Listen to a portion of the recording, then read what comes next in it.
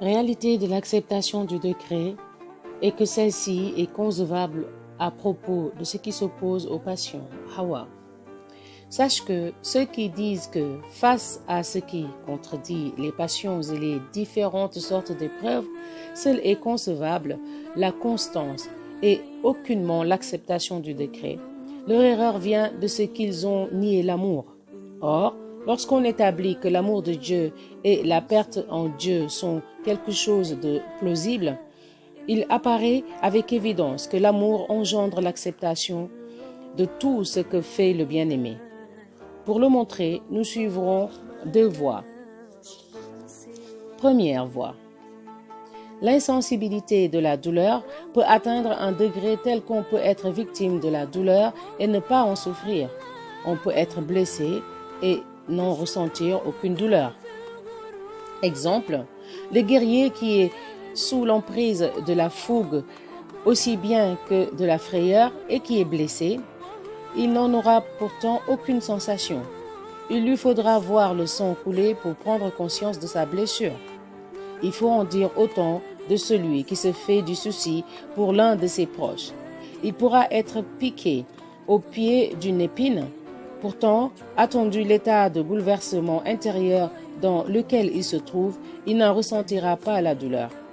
Un autre se fera tirer du sang ou raser la tête à l'aide d'un rasoir métallique émoussé, et parce qu'il est tout entier sous l'emprise d'une grande préoccupation, le barbier et le praticien achèveront leur besogne sans que lui n'en ait rien ressenti.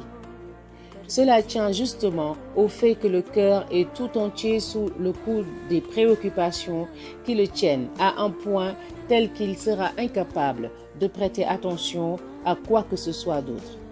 Il faut en dire autant de l'amoureux qui est tout entier sous le charme de son aimé et sous l'emprise de son amour. Est-il atteint de quelque mal dont normalement il aurait souffert ou qui lui aurait causé de l'inquiétude?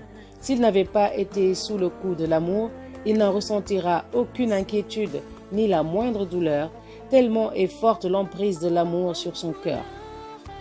Cela est vrai lorsque le mal qui l'atteint procède d'autre que le bien-aimé.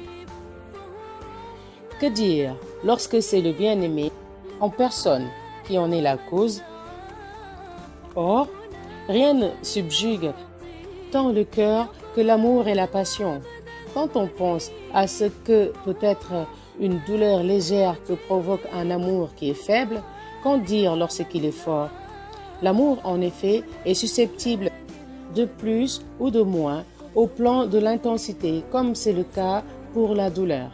De même que l'amour que l'on a pour la beauté, perçu par les yeux de la chair, est intense, de même l'amour que l'on ressent pour la beauté intérieure et que perçoit l'intelligence du cœur est intense lui aussi.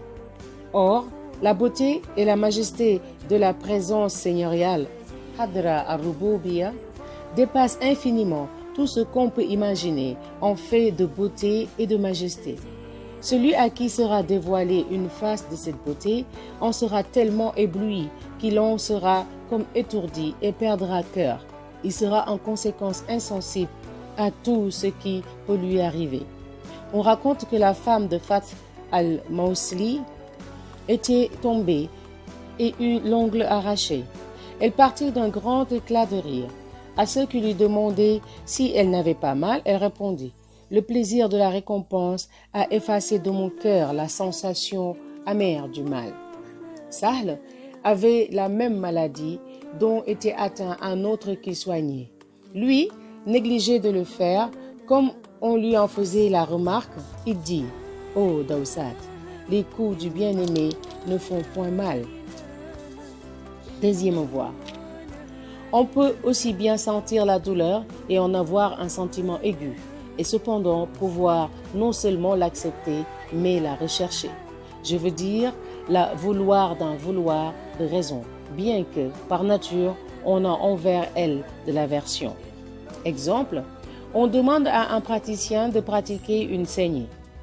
On a parfaitement conscience de la douleur qui va en résulter, et cependant on l'acceptera volontiers, voire on la désirera.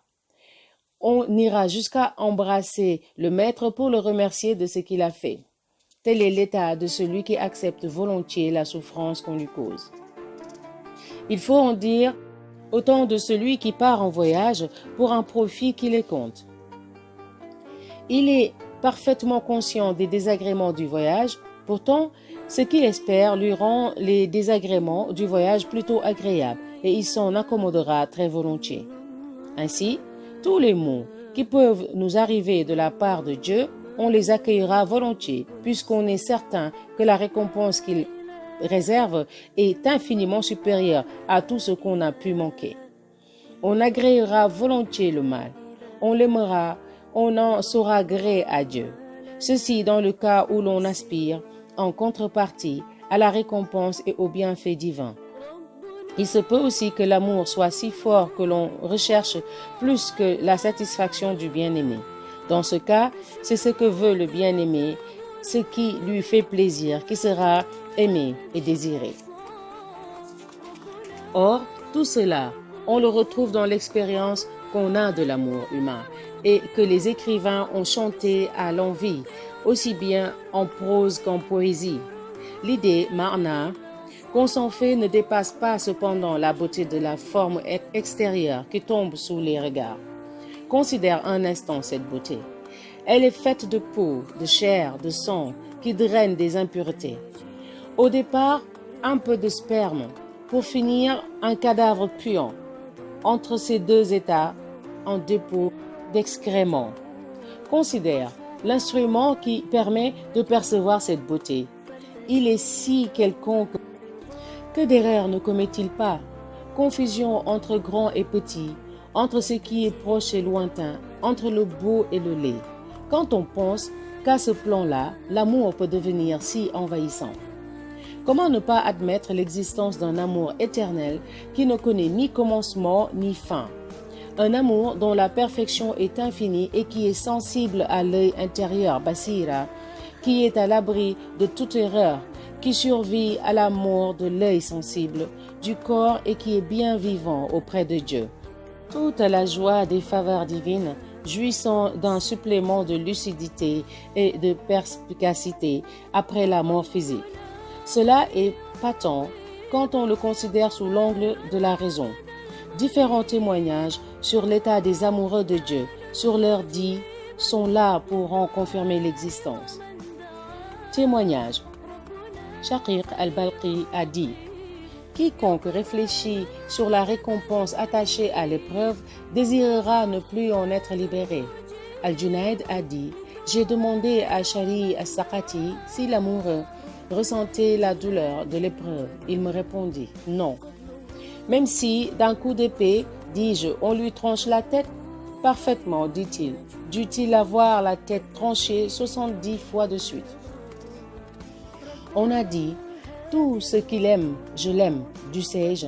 Si tel est son bon plaisir, aimer l'enfer.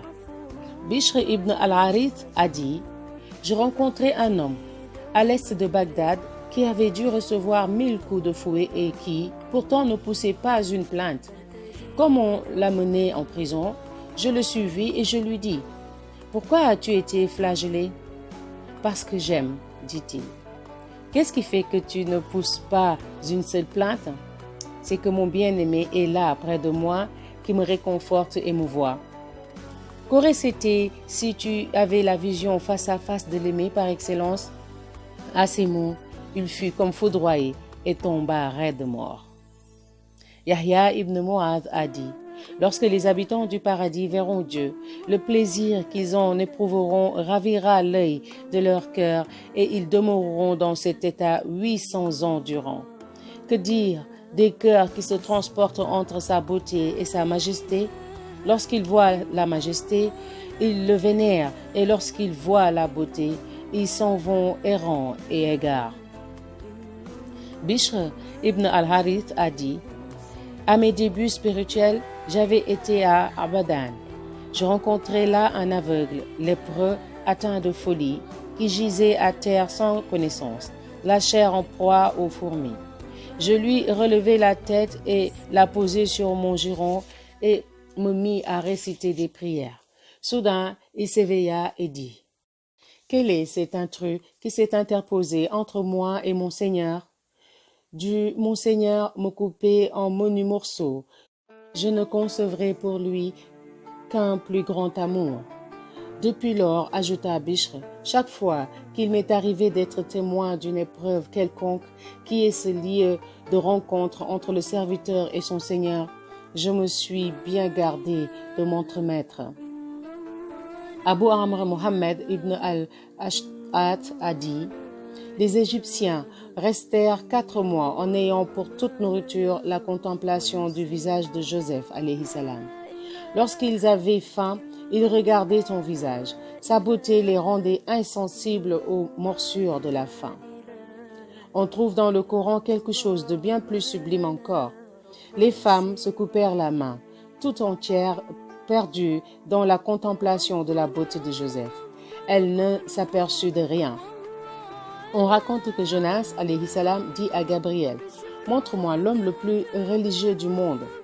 Il lui montra un homme dont les mains et les pieds avaient été rongés par la lèpre et qui était devenu sourd et aveugle. On l'entendit dire: Mon Dieu, tu m'en as donné la jouissance selon ton gré, et selon ton gré, tu m'en prives. Mais tu m'as laissé l'espoir en toi, toi le bon, toi qui confères sans cesse tes faveurs, Wassoul. On raconte au sujet de Abdullah ibn Omar qu'un de ses enfants lui dit qu'il souffrait. Il compatit si fort à sa douleur que certains dirent: Nous avons peur pour ce vieillard, pourvu que rien n'arrive à son fils. Or l'enfant mourut. Ibn Omar suivit le cortège funèbre le plus heureux du monde. Comme on lui en faisait la remarque, il dit: Si j'avais de la peine, c'était par compassion pour lui. Maintenant que l'arrêt de Dieu Amr est tombé, c'est de tout cœur que nous l'accueillons. Masrouk a dit: Un homme vivait avec sa famille dans le désert. Il avait un chien, un âne et un coq qui les réveillaient pour la prière. L'âne leur servait à transporter l'eau et les tentes, et le chien montait la garde. Vint un jour un renard qui vola le coq. Ils en furent attristés. Mais lui était un homme juste, il dit: Puisse cela nous être de bon augure. Le loup vint à son tour, qui éventra l'âne et le tua. Ils en conçurent une grande tristesse, et l'homme de soupirer: Puisse cela nous être de bon augure. Le tour du chien arriva lui aussi, et l'homme de dire: Puisse cela nous être de bon augure. Un jour, levés de bonne heure, ils regardèrent tout autour et virent que tous les voisins avaient été enlevés et déportés, tandis qu'ils étaient, eux, les seuls à survivre. Il dit: Ils ont été enlevés et pourtant rien ne leur manquait. Un chien pour aboyer, des ânes et des coqs à leur service. Le fait que l'homme et sa famille aient perdu leurs animaux renfermait du bien pour eux, conformément à ce que Dieu avait décrété de toute éternité. Ainsi, celui qui connaît les subtilités de la bonté divine, Lutf, ne peut que se complaire dans les décisions de Dieu, quelles qu'elles soient. On raconte que Jésus, alayhi salam, rencontra un jour un aveugle, lépreux et paralysé des 2 jambes, à telle enseigne que sa chair tombait en lambeaux. On l'entendait pourtant dire: Grâce à Dieu qui m'a épargné d'autres épreuves, dont il accable tant de gens. Jésus, alayhi salam, lui dit: Ô toi, que voilà! Quelle est donc cette calamité dont tu as été épargné? Ô Esprit de Dieu, dit-il, je me porte mieux que ceux à qui il n'a pas été donné de le connaître dans leur cœur, comme moi, je le connais dans mon cœur. Tu as parfaitement raison, dit Jésus. Donne-moi ta main. Il lui donna la main, et voilà qu'il surpassa tous les autres hommes par la finesse de ses traits et la beauté de son visage. Dieu venait de le délivrer de tous ses maux, et il suivit Jésus, alayhi salam, partageant sa vie et son adoration. Urwa ibn az-Zubayr eut la jambe coupée jusqu'au genou. À la suite d'une gangrène, il dit: Grâce à Dieu qui qui ne m'a pris qu'une jambe. Oui, mon Dieu, lorsque tu prends quelque chose, tu ne laisses pas de conserver quelque chose d'autre. Et lorsque tu frappes, tu ne laisses pas de guérir. Et il ne manque pas, cette nuit-là, de lire son wird. Ibn Mas'ud avait l'habitude de dire « Pauvreté et richesse sont comme deux montures. Peu m'importe quelle est celle sur laquelle je monte. Est-ce la pauvreté? Je me montre constant. Est-ce la richesse? Je me montre généreux. » Abu Sulaiman ad-Darani a dit « J'ai trouvé à chacune des étapes spirituelles l'état correspondant à part l'acceptation du décret dont je ne possède que l'odeur.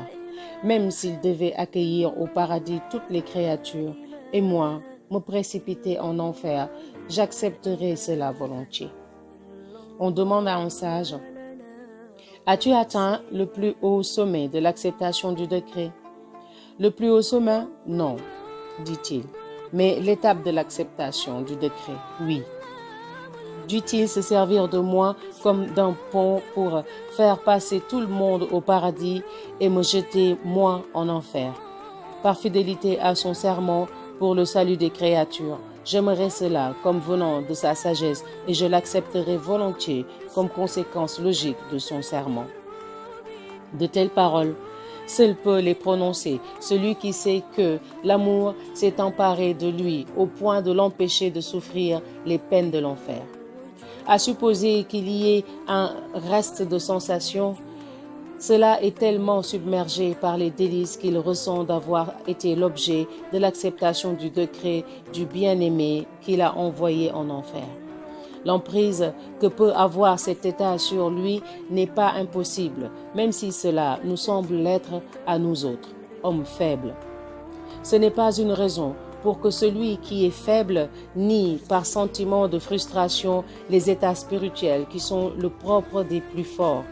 On est tellement porté à croire que ce qui nous semble à nous impossible l'est aussi pour les élus.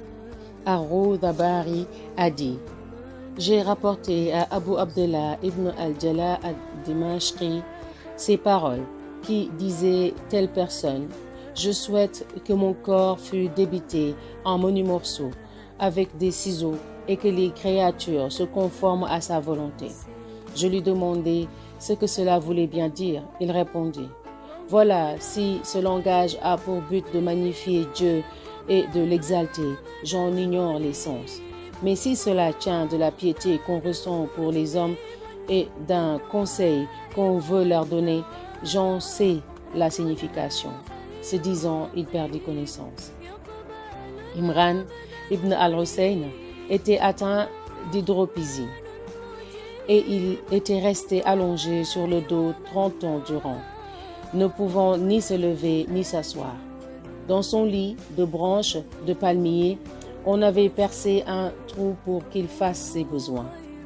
Un jour, Moutarif vint le voir avec son frère Allah.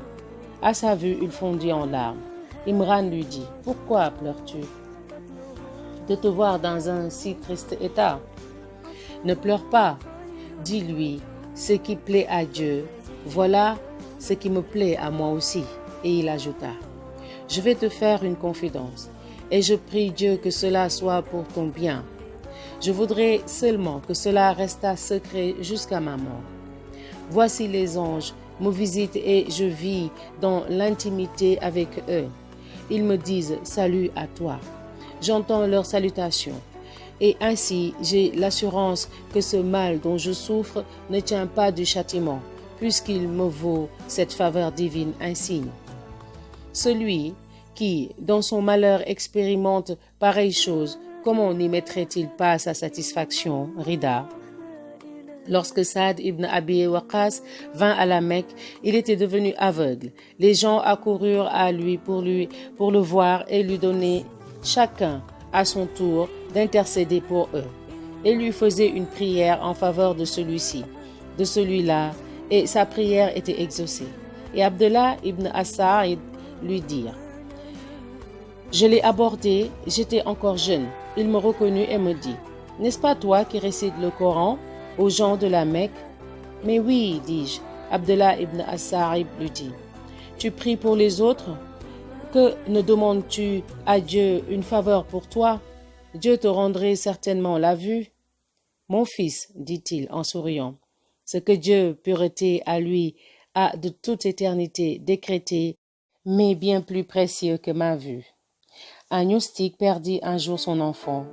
3 jours durant, il fut sans nouvelles de lui. On lui dit, « Pourquoi ne demandes-tu pas à Dieu de te le rendre? En m'opposant à ce qu'il a décrété de toute éternité, cela me coûte davantage que de perdre mon enfant. » On raconte ces paroles d'un dévot. Il y a 60 ans, j'ai commis un péché énorme et depuis, je ne cesse de verser des larmes amères. En signe de repentir, il s'était voué à la dévotion. On lui dit, « Quelle est donc cette faute? J'ai dit à propos de quelque chose qui avait eu lieu, si seulement cela n'avait pas été. » Un pieux ancien a dit, « Dût mon corps était coupé en menus morceaux, cela me serait bien plus supportable que de dire à propos de quelque chose que Dieu exalté soit-il a décrété de toute éternité, si seulement cela n'avait pas été. » On dit à Abdel Wahid ibn Zayd, il y a là quelqu'un qui s'est voué à la dévotion et qui s'y est adonné 50 ans durant. Il alla le trouver et lui dit, « Dis-moi, ami, as-tu trouvé ce que tu cherchais? » « Non, dit-il. » « Es-tu devenu son intime? » « Non, dit-il. »« As-tu mis en lui ta satisfaction, Rida? » ?»« Non. »« As-tu toujours continué à jeûner et à prier plus? » ?»« Oui. » « Avec tout le respect que je te dois, il me faut te dire que les 50 ans passés dans la dévotion ont été 50 ans de perdu. » Il voulait dire par là que les 50 ans n'avaient pas ouvert son cœur, ce qui lui aurait permis de progresser jusqu'à l'étape de la proximité qurb, c'est le biais des actes propres au cœur. Tu n'en es encore qu'à l'étape des gens de la droite. Tu en es encore à l'application qui te porte à faire toujours davantage des œuvres extérieures, ce qui est le propre des gens ordinaires, du commun des mortels. Certains gens s'en vinrent trouver un jour à Chibli dans l'asile où il s'était retiré. Devant lui se trouvaient des cailloux. Il leur dit, « Qui êtes-vous? » ?»« Des personnes qui t'aiment, dirent-ils. Il fonça sur eux et les lança des pierres, ce qui les mit en fuite, puis il leur dit, « Comment? Vous prétendez m'aimer? Si vous aviez été sincère, vous auriez supporté l'épreuve à laquelle je vous ai soumis. » Écoutez ces paroles d'Achibli. L'amour du miséricordieux m'a rempli le cœur d'ivresse. Avez-vous vu aimant lucide? Un dévot, habitant du Cham, dit un jour, vous vous présentez tous à Dieu en toute sincérité. Est-ce que par hasard vous ne mentez pas à Dieu? Si l'un d'entre vous avait un doigt en or, ne le verrait-on pas faire des signes avec ce doigt? Alors que si ce doigt avait été paralysé, il l'aurait vite dissimulé. Il voulait dire que Dieu a alors en horreur, tandis que les hommes, eux, s'en glorifient, l'épreuve Bala et la parure des gens de l'au-delà, tandis que les hommes la dédaignent.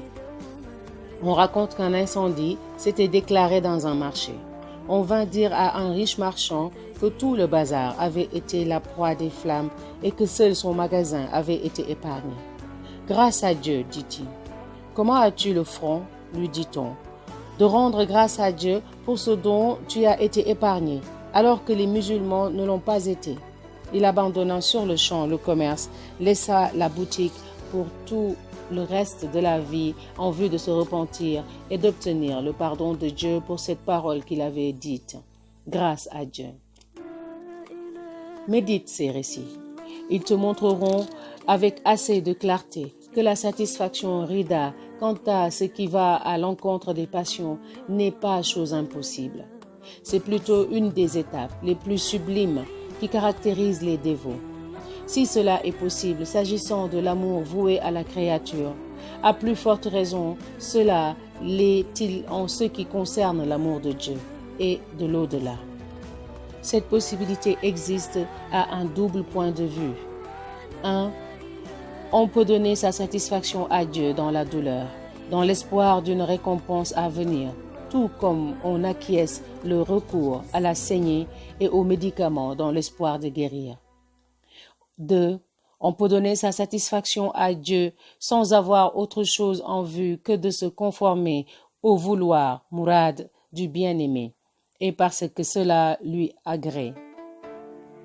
L'amour, dans ce dernier cas, est plus fort, en ce sens que la volonté de l'amant s'anéantit dans celle du bien-aimé. Il n'est rien de plus doux aux yeux de l'amant que la joie de l'aimer. Sa satisfaction est la réalisation de sa volonté, dû cela lui coûter la vie. On a dit à ce propos, « Je ne souffre point d'être blessé. Quand de vous la blessure est agréée. » Cela est plausible, même lorsque l'on souffre. L'amour a un tel empire sur le cœur qu'il empêche de sentir la douleur. C'est ce qu'atteste le raisonnement analogique, Qiyas, l'expérience, l'observation. Il ne convient pas de tirer cela sous prétexte qu'on ne l'a pas expérimenté, car si l'on n'a pas éprouvé un tel état, c'est parce qu'on est dénué de sa cause. L'excès dans l'amour, celui qui n'a pas goûté à l'amour ne sait pas quelle merveille en découle. Ceux qui aiment sont capables de prodiges qui dépassent encore ce que nous venons de dire. On rapporte ces paroles de Umar ibn al-Harith al-Rafi'i. J'étais en compagnie des gens en visite chez un ami à Raqqa. Il y avait là un jeune homme qui était amoureux éperdument d'une chanteuse qui était présente dans le groupe. Elle se mit à chanter. Il y a des critères à l'amour qui asservit. Ce sont les larmes que versent les amants à l'envie, surtout dans le cas de l'amant qui, pour se dire, n'a pas de confident. Le jeune homme répliqua, « Par Dieu, quand de beaux accents ces choses-là sont dites, me permettez-vous de mourir ?»« Soit, dit-elle, puisses-tu être bien dirigé. » Elle parlait encore lorsque, posant la tête sur le coussin, il ferma la bouche et les paupières. On le secoua, inutile, il était mort. Al-Junaïd a dit, « Je rencontrai un homme qui était suspendu à la manche d'un jeune garçon, le suppliant et lui donnant toutes sortes de marques d'amitié. Le garçon, se retournant, lui dit, « Jusqu'à quand resteras-tu ainsi à simuler ? Dieu m'est témoin, dit-il, que je dis vrai. Si tu me demandais de mourir, je le ferai. Eh bien, meurs, dit le garçon, si tant est que tu sois sincère. » À ces mots, l'homme se retira, ferma les yeux, il était mort. Sumnun, l'amoureux, dit, « Il y avait parmi nos voisins un homme qui avait une esclave dont il était épris jusqu'à la folie. Lorsqu'un jour, elle tomba malade, l'homme s'assit et se mit à lui préparer des haïs. Pendant qu'il retournait la marmite, l'esclave s'écria, « Ah !» Il en fut tout ému. La cuillère lui tomba des mains. Il se mit à remuer la marmite de sa main et se brûla les doigts. L'esclave lui dit, « Qu'est-ce qui t'arrive ?»« C'est ton ah, dit-il, qui est à la cause. » On rapporte ces paroles de Muhammad ibn Abdallah al-Baghdadi. Je rencontrai à Basra un jeune homme qui, du haut d'une montagne, s'adressait à ces termes aux gens. Quiconque meurt d'un ardent désir, qu'il meure ainsi. Il n'y a rien à attendre d'un tel transport, s'il n'est couronné un jour par la mort. Puis il se jeta dans le vide et trouva la mort. Tout cela et autres choses semblables s'appliquent réellement à l'amour de la créature. À combien plus forte raison ne doit-il pas s'appliquer à l'amour du Créateur? L'intelligence du cœur est plus sûre que la vision extérieure. La beauté de la présence seigneuriale, Hadra Rabbaniya, dépasse toute autre beauté. Toute autre beauté, en effet, quelle qu'elle soit, n'est qu'une participation bien pâle aux aspects merveilleux de la beauté de Dieu. Un aveugle niera toute beauté aux apparences extérieures. Le sourd niera la douceur que procurent air et mélodie. Quiconque a perdu le sens du cœur ne pourra que nier l'existence de ces joies, dont seul le cœur saint peut se faire une idée. Donc notre lecture de tout à l'heure se fera sur le fait qu'il n'y a pas de contradiction entre l'invocation et l'acceptation du décret. Inch'Allah.